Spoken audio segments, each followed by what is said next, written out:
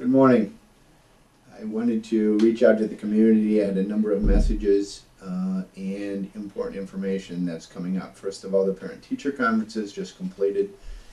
At least in my opinion, they were a huge success. I had an opportunity to meet and greet a number of parents, which is always good to see. But from what our staff has reported and other indicators is that it was very much a success. I really appreciate parents taking time out to come in and connect with our staff. Again, one of my principles is collaboration, and that takes time and energy to collaborate, and I appreciate it when parents make that time and energy. A heads up on our phone system, we're having some issues with it, and there's a problem that we're going to have to shut the phones down at some point next week in order to correct it.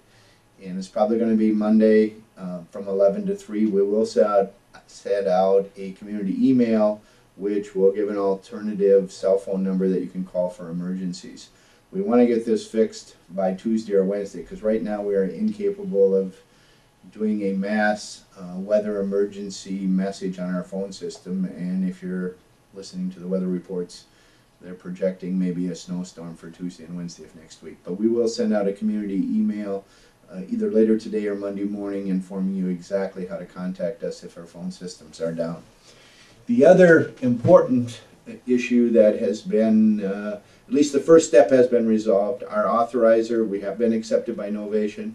Brian Rossi, who is the CEO of Novations, came to our board meeting on Tuesday night. He is very positive and very excited to bring Lionsgate under his umbrella.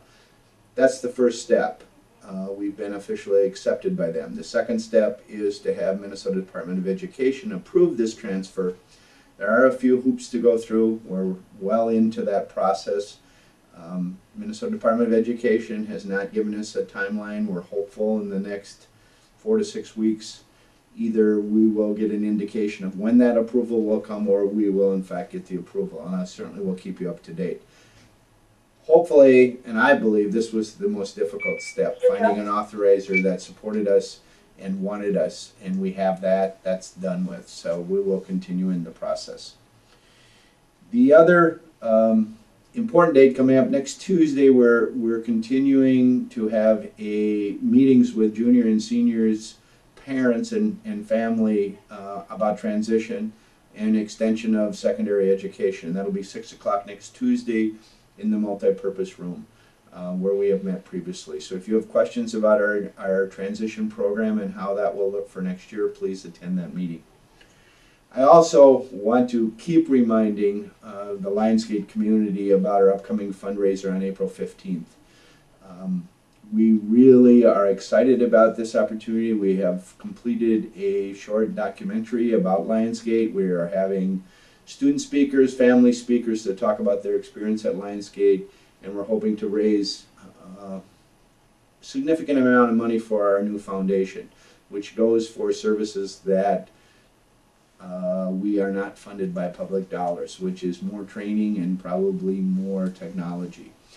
If you have any questions, and if you haven't signed up to attend or you want any part of this fundraiser, the person to contact is Maida Pouch, who's a school board member and chair of the fundraising, and also is our art teacher.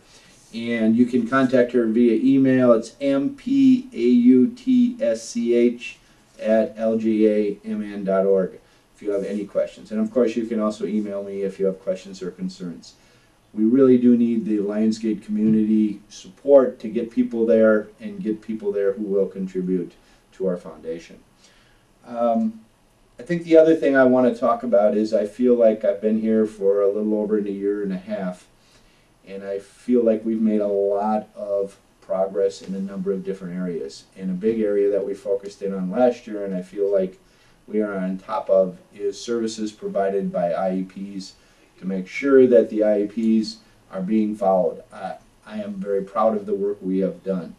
I think the next step for us, and maybe some parents are tired of hearing me talk about it, but I think it is a big step for Lionsgate, for our staff, and for our parents, and that's to balance the potential of our students, where are our students at, and where do they want to be when they leave us, to their success today.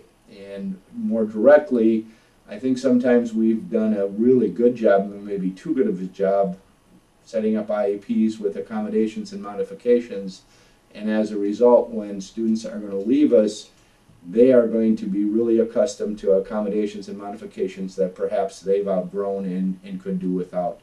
So our whole focus in IEP meetings from this point forward, and we've already started this, so I don't think this comes as a surprise, is that IEP meetings to give a real clear picture to parents of where their child is at, to try to have honest dialogue of where do we think they can go and where can they get before they leave us, and what are the services we need to get them there. And it's a balancing act. I'm well aware of that. I understand parents want their children, and we want their children to be successful today, but far more importantly, we want them to be successful when they leave.